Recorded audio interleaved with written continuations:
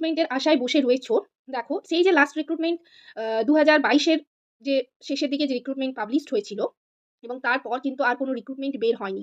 এবং তোমাদের আমি বলেছি বা তোমরা জানো যে ওবিসি কেসের জন্য কিন্তু রিক্রুটমেন্ট অনেকটা ডিলে হচ্ছে। বাট তাও এখনো পর্যন্ত কোনো নোটিশ পাবলিশড হয়নি, অফিসিয়াল ওয়েবসাইটে কোনো নোটিশ পাবলিশড হয়নি এবং ওবিসি কেস কিন্তু এখনো পর্যন্ত সলভ হচ্ছে না। ঠিক আছে? তো সেদিক থেকে তোমরা যদি এরকমভাবে মানে হাত পা গুটিয়ে বসে থাকো, তাহলে কিন্তু কোনো রিক্রুটমেন্ট বের হবে না। প্রচুর ক্যান্ডিডেট প্রত্যেক বছর হচ্ছে পাস আউট করে বেরিয়ে যাচ্ছে।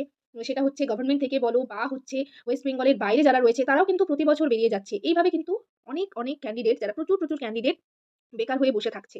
তাদের কোনো রকম হচ্ছে প্রাইভেট যে নার্সিং হোম বলো বা প্রাইভেট হসপিটাল বলো, সেগুলোতেও কিন্তু এখন আর নেওয়া হচ্ছে না। যেহেতু এত মানে নার্সিং স্টুডেন্ট হয়ে গেছে, ফলে প্রত্যেকটা হসপিটাল বলো, প্রত্যেকটা নার্সিং হোম বলো, সেখানে কিন্তু ক্যান্ডিডেট ফুল রয়েছে। মানে যারা স্টাফ হিসাবে জয়েন করছে তারা কিন্তু থেকেই যাচ্ছে। আগে কি হতো যে প্রত্যেক বছর গভর্নমেন্ট থেকে রিক্রুটমেন্ট বের হতো এবং ফলে হচ্ছে যে হসপিটালগুলো বা নার্সিং হোমগুলো প্রত্যেক বছর কিন্তু ভ্যাকেন্ট হয়ে যেত এবং তার ফলে যারা হচ্ছে সবে পাস আউট করে ক্যান্ডিডেট বের হতো তারা কিন্তু চান্স পেয়ে যেত। বাট এখন কি হচ্ছে সেটা কিন্তু যেহেতু কোনো রিক্রুটমেন্টই বের হচ্ছে না, ২০২৩ গেল, ২৪ গেল এবং ২৫ এর আজকে কিন্তু মার্চ মাস পড়ে গেল।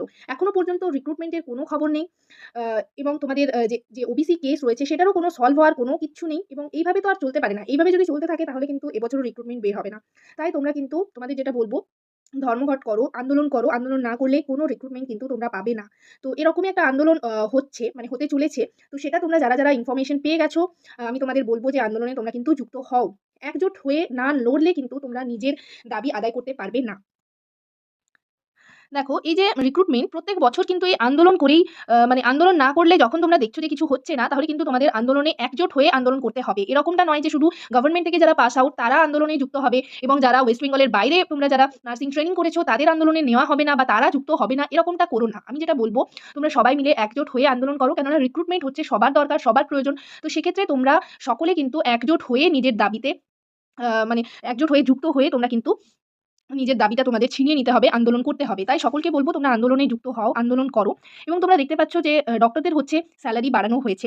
তো যাই হোক, তোমরা যারা স্টাফ নার্স ক্যান্ডিডেট রয়েছো, মানে GNM, BSc pass out candidate বসে রয়েছো, তাদের কোনো রিক্রুটমেন্টের কোনো কিছু খবর নেই। এবং তোমাদের হচ্ছে শুধুমাত্র যে কন্ট্রাকচুয়াল পোস্টগুলো বেরোচ্ছে, শুধু সেগুলোতেই কিন্তু মানে কেউ রয়েছেও চান্স পাচ্ছ।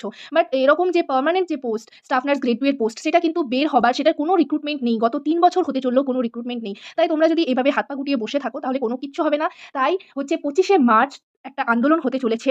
সকাল ১০টার সময় তোমরা সকল ক্যান্ডিডেট মিলে কিন্তু একজোট হয়ে আন্দোলনে শামিল হও, আন্দোলনে যাও। প্লেস হচ্ছে ধর্মতলা। ধর্মতলায় তোমরা সকলে মিলে একজোট হয়ে আন্দোলন করো রিক্রুটমেন্টের দাবি নিয়ে, যে কেন এখনো পর্যন্ত রিক্রুটমেন্ট বের হচ্ছে না। তোমরা জানো হ্যাঁ, যে ওবিসি কেসের জন্য এটা হচ্ছে রিক্রুটমেন্ট ডিলে হচ্ছে, সেটা আমি তোমাদের একটা